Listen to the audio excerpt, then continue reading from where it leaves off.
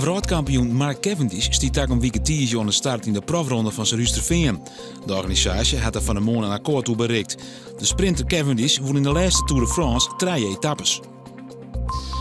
Dit najaar zal de baggerachterstand in de gemeente op Waarster helemaal oppakt worden. Gemeente en provincie had daar een overeenkomst toe sletten. Voor een bedrag van 4,8 miljoen zullen vaarwegen uitjeppen worden.